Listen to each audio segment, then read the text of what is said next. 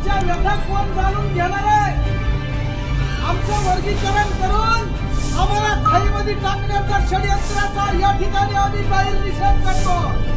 या महाराष्ट्रामध्ये आणि या देशामध्ये प्रत्येक जाती धर्म पंथाची माणसं या ठिकाणी गुण्यागोविंदांनी राहत आहेत, परंतु हे केंद्र सरकार जाती जातीमध्ये भांडण लावण्याचा षडयंत्र रचलं जात आहे।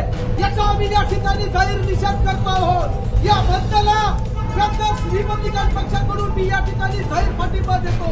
तहसीलदार साहेब थोडंसं लक्ष देताल, आमच्या भावना तुम्ही कधी पास करणार आहात? झोपीचं सोन घेऊ नका, तर जागा व्हा।